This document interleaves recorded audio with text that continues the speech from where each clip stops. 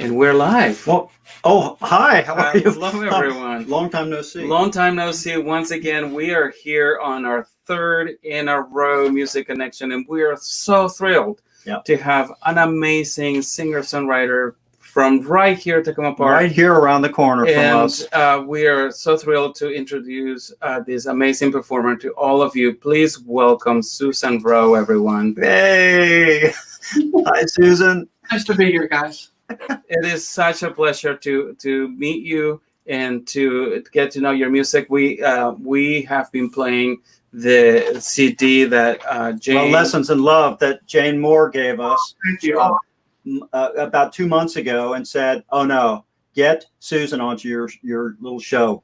And we are so thrilled to neighbor Jane, as we call her, to introduce us to you because you really are amazing.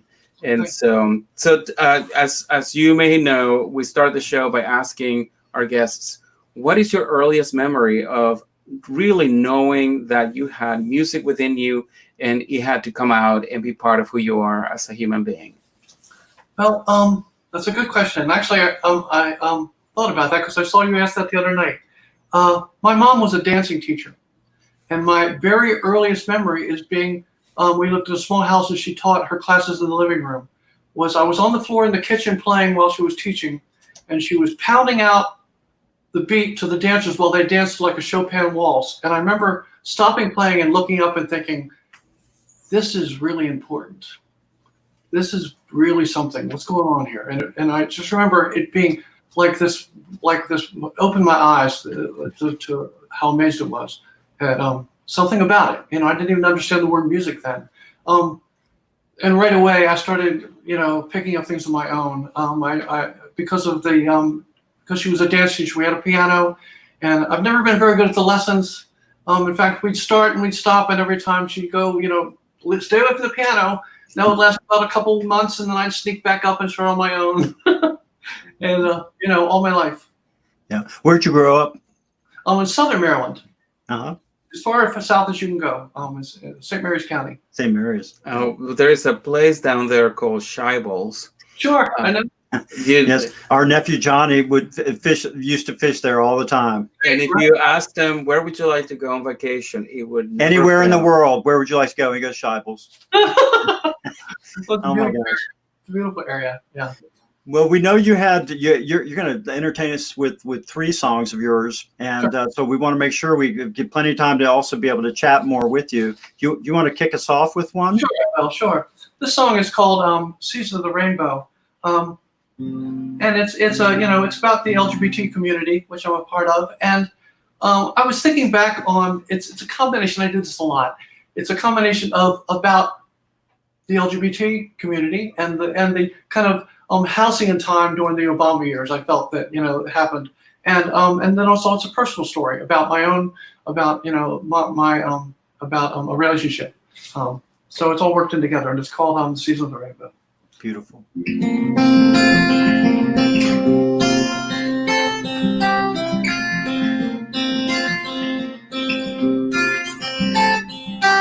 Sometimes God just reaches out and touches you, saying, "Tag now, you're it. It happened when we kissed. But everything about you was too much for me. The way you'd steal my stuff and then help me look for it again. In the end, I guess I knew you'd leave me crying. But in the season of the rainbow, that's what everybody did. Right out in the open, like there was nothing to forgive. We were living in the garden, it was just before the fall. In the season of the rainbow, and we thought we had it all. Oh, we did, we had it all.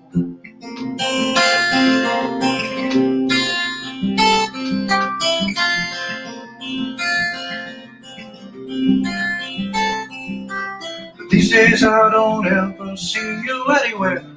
But if I could snap my fingers, I'd go back in time tonight. I'd meet you in that that basement room on down the stairs. It was the best of me and you. It was tangled up in you. What's left for me to do but write you into song? But in the season of the rainbow, I had your flesh and blood, and everything I wanted was always close enough to touch. Underneath the covers, listening to the rain. In the season of the rainbow, I damn near gave my heart away. No, I did, I gave my heart away.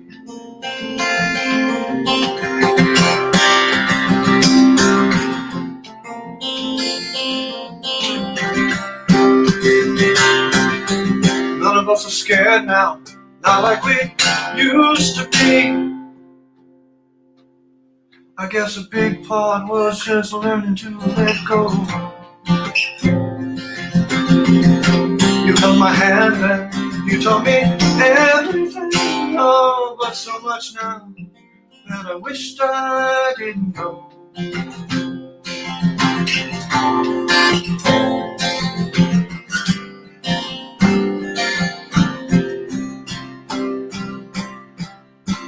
Someday when the world has had enough of you, and you finally get released, will you thirst again for me? The stars were stacked against us. We always knew that they tried to break our hearts. They swore this night would never end. So afraid we'll finish what we started, naming holy things again. But when the sky is full of stars, just enough to light our way, I'll know you for who you are. I see you for the first time. When the season of the rainbow, like a memory returns, with all the magic of the first time, none of the tragedy we've learned. There won't be any banners saying who we are or how we feel. In the season of the rainbow, so much more will be revealed. Oh, there's always more to be revealed.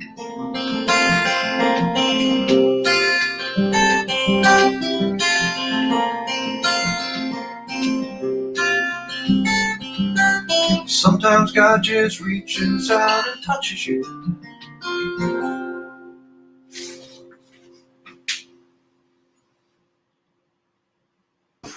That's so beautiful. Someday when the world has had enough of you. What brilliant lyrics. I mean, it's just, Yeah. you just totally got me here. I have to say there's a quote I picked off the internet today that said, Susan Rowe is one of the best songwriters out there, not just of the ones I know personally, one of the best, period, full stop. That was Dan Magnolia, Songwriters Association of Washington. And I have to concur. I think it's wonderful. It's so rare to get a song that has such a beautiful arc and a story. And I think your storytelling is just wonderful. Thank you so much. You have a lot of musical influences, I understand. I mean, from George Gershwin to Bob Dylan. It is interesting, I consider myself like the Grandma Moses of songwriting, in that I really just found my voice in the last couple of years. I've written music all my life, and I tried to be commercial. So I would try to write country music, and it never really worked for me. And it wasn't until a very dark time when I stopped writing that I turned back to my music as a way of expressing myself and just being honest. And during that time, literally my first song took me a year. And then that was in 2017. And since then, I've probably written about 30 or 40 or 50 songs. I'm usually working on 3 or 4 things at a time. But but the way of not just expressing myself, but working through my stuff, of reconciling myself with the world. And it's been great. It's really special to have that happen. Journey. Yeah. And as painful as it sounds to be in a moment of darkness where beauty arises, as the time that we're right now, how do you feel that music is helping us sort of keep forging on as we continue and go the long road ahead? Well, I mean, I don't know how it's helping us. I'm hoping it is. It is the thing that can bring us together. It always is. I feel like music is always that little taste of that better world that we're always promised in all of literature and religion. In fact, my theory is that if it's the story of Adam and Eve being thrown out of the garden, I always felt like on the way out, the angel said, "Hey, just a minute," and gave them a harmonica. You're going to need this. And music is a reminder of a better world. So it brings us together. Lovely. Would you do another piece for us? Sure. I hate to ruin my reputation as being sweet and kind, but this is a little snarky. Oh, good. All right. Well, I was hoping you'd have a little snark in there. This is a new one that I just finished recently. It's called "The Girl Who Would Be King." And again, right. it's I always say no resemblance of anyone real or imagined is in this song. It's a Pure coincidence of people I've met and of impressions I have, and again, my own personal experience.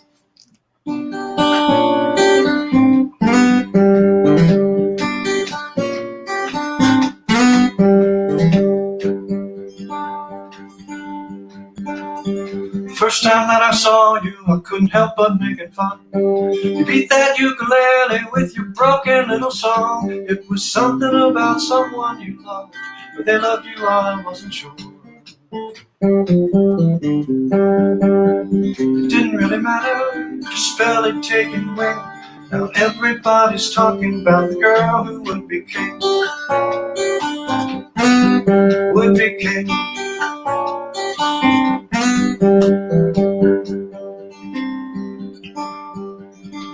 So you moved into the city where you played it wild and free. You filled your head with Grateful Dead, tie-dye history, but you ain't no hippie girl. You're like a rabbit on the run.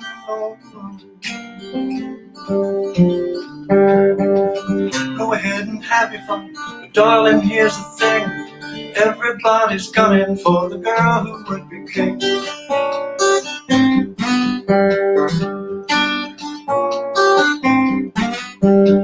There's writing in the stars tonight, but there is nothing about me.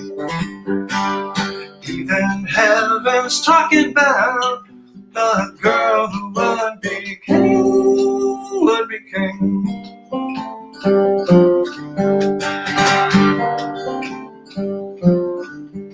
So you wake up in the morning, but there's nobody around. You keep a journal by your bed where you write your dreams all down. You think they're cryptic messages to tell you what to do from the beyond. You dream that you were falling, that's a pretty standard thing. It comes with the title of the girl who would be king. Would be king. The stars are in your eyes tonight, but there is no room there for me. No room there for one who would love you. You girl who would be king, would be king.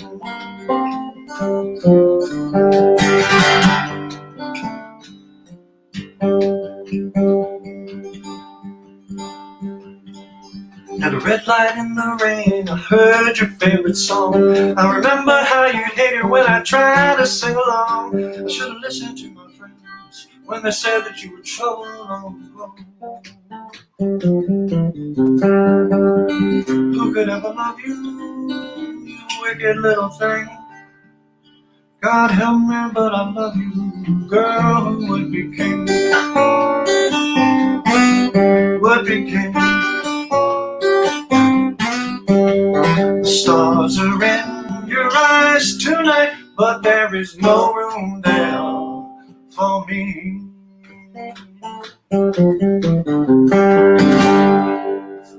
Oh man, the girl who would be king. Oh, I love that. You know, I was thinking, listening to it. I'm a playwright, and your songs are plays. Well, And I love plays and musicals. So well, I'm thinking, when they fashion musicals out of people's songs, right, that might be in your future, right? right. Oh, beautiful! Wow, I love that one. Well, thank you. So I didn't think it was snarky at all. Well, I got the snark. the opening line where the first time that I saw you, I couldn't help but making fun. You beat that ukulele with your broken little song. And you said, "Don't sing." That sounds wonderful. Guilty. Oh, Well, the ukulele gets a bad rap. Who, Susan? Who was like the first singer you remember being drawn to? Well, it's funny. I remember James broadcast the other day. I grew up almost exactly the same. My older sister was 10 years older. And my brother's 4 years older. So I got everything from the 50s on through the 60s. And when I became a teenager in the 70s, my first real love was, James Taylor and Joni Mitchell. I wore several copies of Blue Out. I really learned about poetry from them. And like I think many people do, you listen to one person you love, and then you're drawn to another, and then they mention a poet, so you're drawn to that poet, and it all goes back and forth. I would say those people, James Taylor, Joni Mitchell, Neil Young, Bob Dylan's been a big influence on me. His phrasing in itself is art all on its own. Forget what he says, which is always amazing, Mm-hmm. That's right. Have you ever set anyone else's lyrics or poems, or mostly it's your own work? Yeah, it's pretty much my own. Yeah. Yeah. And I'm just starting now to try to experiment with writing with others, but it's always been a solitary thing to me. Yeah. And sometimes songs come quickly, and sometimes they take years. I think what's changed now if I'm writing is I wait until it's right before I say it's done, and I listen to that little voice that goes, oh, that line, not so much. You let it percolate and ferment. Uh-huh. And what is your process? Music first and then lyrics, or no? Curious. It's well, I mean, because I'm a musician, because I love melody. Usually, some sort of idea for a melody will come, but I don't bother to hang them on it until I get a really good idea.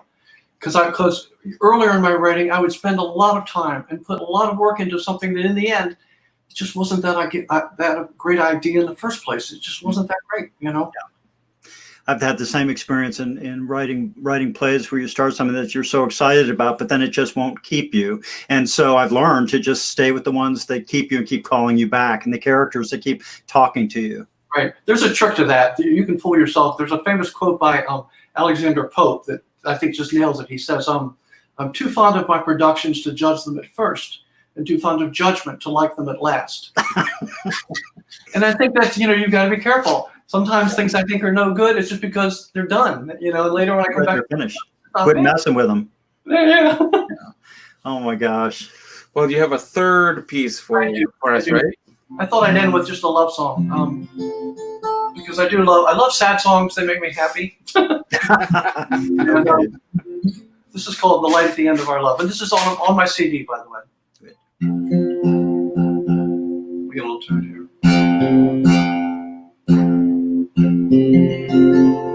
Close enough.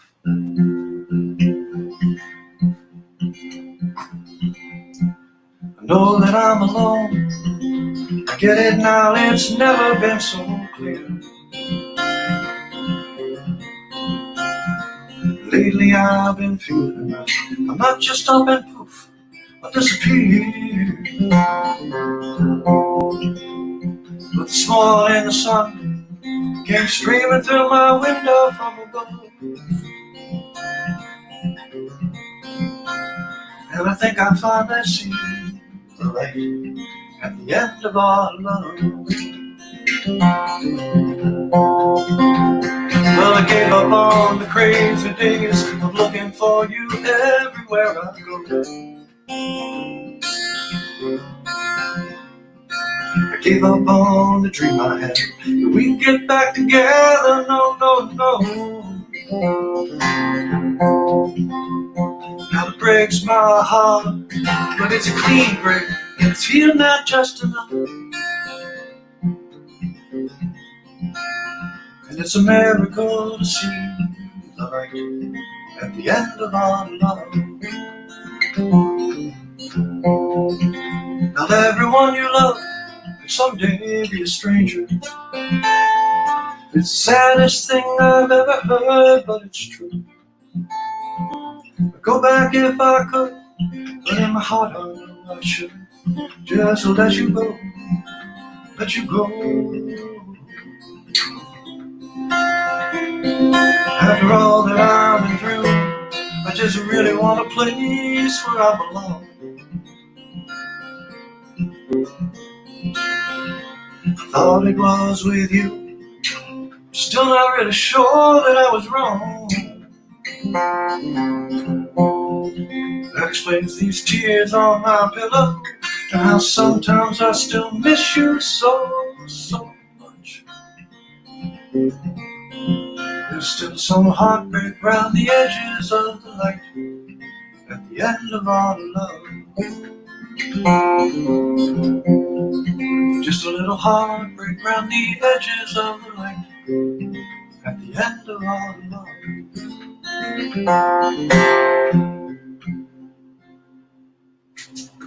Oh, nice. Beautiful. Wow.